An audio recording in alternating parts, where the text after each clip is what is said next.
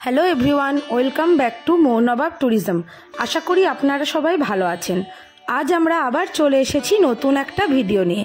আজ চলে এসেছি মাটিয়ারি বানপুরে। এটি নদিয়ার বহু পুরনো একটি গ্রাম।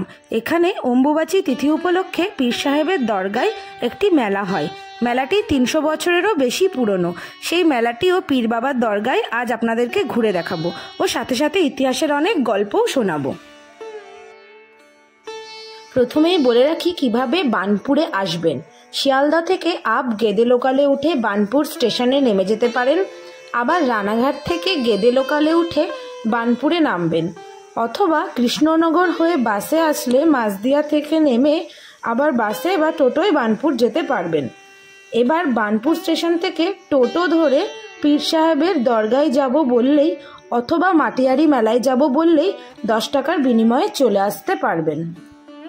তো তার আগে প্রতিদিনের মতন আবারও বলছি, ভিডিওটি যদি ভালো লাগে এবং এই ধরনের আরও অনেক ভিডিও পেতে অবশ্যই ভিডিওটিকে লাইক, কমেন্ট ও শেয়ার করবেন। এবং তার সাথে আরও বলে রাখছি, চ্যানেলটিতে যদি নতুন হয়ে থাকেন তাহলে অবশ্যই সাবস্ক্রাইব করে পাশে থাকতে ভুলবেন না। চলুন ভিডিওটি শুরু করা যাক। এই দরগাটি খুবই জাগ্রত। লোকে বলে এখানে মানসা করলে পীর বাবা কাউকে ফেরান না, সবার মনের ইচ্ছা পূরণ করেন। ইচ্ছা পূরণ হলে দুধ, বাতাসা, ধূপকাঠি ও মোমবাতি জেলে পুজো দিতে হয়। কেউ কেউ ঘোড়াও মানসা করে থাকেন। মানসার সব সামগ্রী দরগার সামনেই বিক্রি করা হয়। এখানে হিন্দু মুসলমান একসাথে পূজা দেন। আজ আমরাও এসেছি এরকমই একটি মানসা দিতে। আমারও মনের ইচ্ছা পীর সাহেব পূরণ করেছেন, তাই সেই উদ্দেশ্যেই আসা। আর আপনাদেরকে জানিয়ে রাখি, মানসা যে কোনো দিন সকাল 10টা থেকে দুপুর 12টার মধ্যে আসলেই দিতে পারবেন।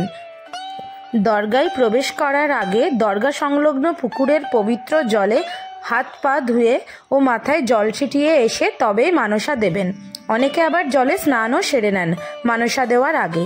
বলা হয় এই জলে স্নান করলে সমস্ত রোগ ধুয়ে যায়। তবে মেলা শুধুমাত্র অম্বুবাচী তিথি উপলক্ষে 7ই আষাঢ় থেকে শুরু হয় এবং 7 দিন চলে, আর ভাঙা মেলা থাকে আরও 7 দিন। রাজা ভবানন্দের সময়ে এই গ্রাম ছিল হিন্দু মুসলমান সম্প্রদায়ের সহাবস্থানের জনপদ। সেই কারণেই মাটিয়ারিতে একাধারে শিব মন্দির, রুদ্রেশ্বর ও পীর মালেক উল গাউস এর দরগা বা বুড়ো সাহেবের দরগা দেখা যায়। যতদূর জানা যায়, খ্রিস্টীয় 16 শতকে পীর বাবা পারস্যের এক শহরে জন্মগ্রহণ করেন। পরে তিনি গৃহত্যাগী হয়ে বিভিন্ন দেশ ঘুরে পশ্চিমবঙ্গের নদিয়ার মাটিয়ারিতে আসেন। রাজা ভবানন্দের অনুরোধে দরগা সন্নিহিত অঞ্চলে বসবাস শুরু করেন এবং এখানেই দেহত্যাগ করেন। তার সমান ভূমি বর্তমান পীর বাবার দরগা। তাকে রাজা ভবানন্দ ফকির বাদশাহ উপাধি দেন। তার তিরোধান দিবস 7ই আষাঢ় অম্বুবাচী তিথিতে আজও মেলাটি অনুষ্ঠিত হয়। কৃষ্ণনগরের রাজাদের আদি রাজধানী ছিল মাটিয়ারিতে। 1887 সালে ব্রিটিশ ইস্ট ইন্ডিয়া কোম্পানির রাজত্বকালে আত্মপ্রকাশিত নদিয়া জেলার ইতিহাস যথেষ্ট প্রাচীন ও গৌরবময়। বাংলাদেশ সীমান্ত সংলগ্ন নদিয়া জেলার কৃষ্ণগঞ্জ থানার অন্তর্গত মাটিয়ারি নদিয়ার অন্যতম প্রাচীন ইতিহাস সমৃদ্ধ একটি গ্রাম। মাটিয়ারি গ্রামের নামকরণ সম্পর্কে অনেক কথা প্রচলিত থাকলেও গ্রামটি উঁচু মাটির ঢিপি বা স্তূপের ওপর দাঁড়িয়ে আছে বলেই এমন নাম বলে অনেকে মনে করেন। গ্রামটির উত্তর পূর্ব দিক জুড়ে রয়েছে বাংলাদেশ।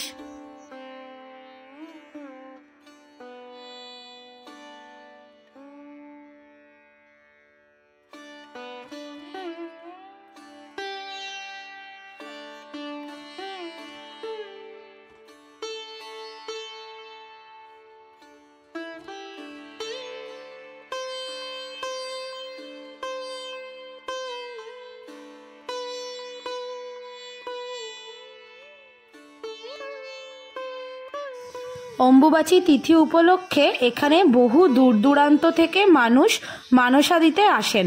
তাই চেষ্টা করবেন এই 4 দিনের মধ্যে আসলে একটু তাড়াতাড়ি আসতে, না হলে প্রচুর ভিড় হয়। আর মানসা দিয়ে বেরোনোর সময় দানপাত্রে মনের ইচ্ছা মতন দান করতে পারবেন। সেই দানের টাকা দিয়েই এই 4 দিন সকাল থেকে রাত পর্যন্ত লঙ্গরখানা খোলা হয় ও এখানে নরনারায়ণ সেবা দেওয়া হয়। পারলে অবশ্যই ভোগ গ্রহণ করে খেয়ে যাবেন। পুজো দেওয়ার পরে দক্ষিণা দিয়ে পাশে থাকা গরিব দুঃখীদের মধ্যে কিছু টাকা ও চাল দেওয়ার পরে আমরা মেলাটা ঘুরে দেখতে বেরোলাম।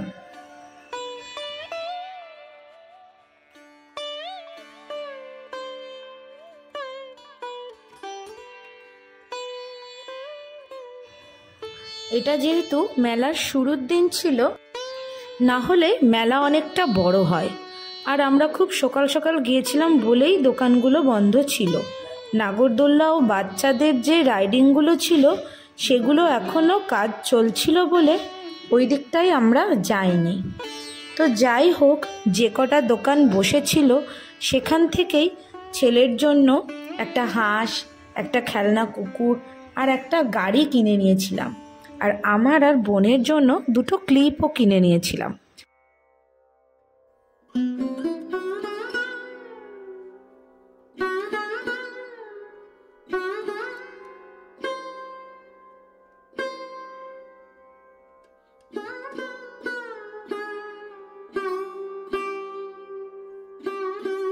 সকাল সকাল তেমন করে খাবার দোকানগুলোও বসে উঠেছিল না, তাই জন্য আমরা বেশি কিছু খাবারের দোকানের ভিডিও দিতে পারিনি।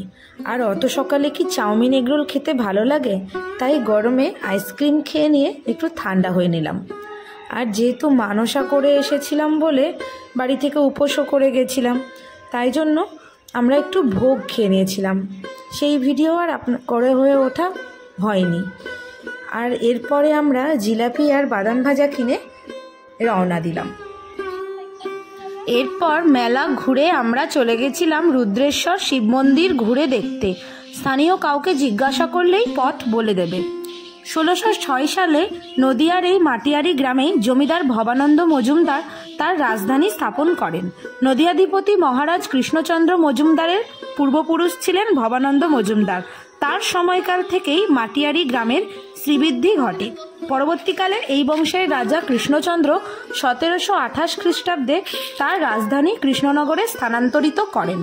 পুরনো ঐতিহ্যের সাক্ষী হিসাবে রাজবাড়ির চিহ্ন অবলুপ্তির পথে। রাজবাড়ির বাগান, মজে যাওয়া পুকুর আজ সবই ধ্বংসের পথে। ভবানন্দ মজুমদারের নাতি রাঘব রায় প্রতিষ্ঠিত রুদ্রেশ্বর শিব মন্দির আজ তার কৌলিন্য হারিয়ে নিঃশব্দে বিরাজমান। রাজবাড়ির বুকে 1665 খ্রিস্টাব্দে রাজা রাঘব রায় প্রতিষ্ঠিত পোড়ামাটির অপরূপ ভাস্কর্যমণ্ডিত শিব মন্দিরটি নদিয়া জেলার অন্যতম প্রাচীন শিব মন্দির। মন্দির গর্ভে কালো কোষ্ঠী পাথরের শিবলিঙ্গ আছে। মন্দিরের গায়ে পোড়ামাটির মূর্তির মধ্যে কৃষ্ণলীলা, নৌকা বিলাস ও গোপিনীদের বস্ত্রহরণ, হাতির পিঠে মোগল যোদ্ধাদের ফলকগুলি সংরক্ষণের অভাবে নষ্ট হয়ে যেতে বসেছে। শিব মন্দিরটি যদি তালাবন্ধ থাকে তাহলে পাশের বাড়িতে জিজ্ঞাসা করলে চাবিটি পেয়ে যাবেন। চাবি খুলে আমাদের মতন শিবলিঙ্গ দর্শন করুন এবং পাশেই নবনির্মিত রাধাকৃষ্ণ মন্দির ও পুরনো ভগ্নপ্রায় রাজবাড়ির দালান দেখে নিন। পাশের বাড়িতে জিজ্ঞাসা করলে চাবিটি পেয়ে যাবেন। চাবি খুলে আমাদের মতন শিবলিঙ্গ দর্শন করুন এবং পাশেই নবনির্মিত রাধাকৃষ্ণ মন্দির ও পুরনো ভগ্নপ্রায় রাজবাড়ির দালান দেখে নিন।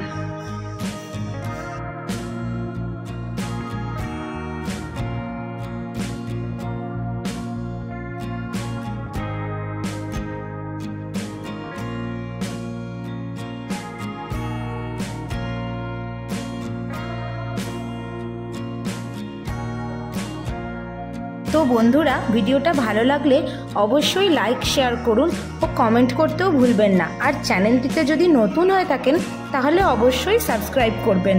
দেখা হচ্ছে খুব তাড়াতাড়ি নতুন কোনো ভিডিও নিয়ে। সবাই ভালো থাকবেন, সুস্থ থাকবেন। টাটা।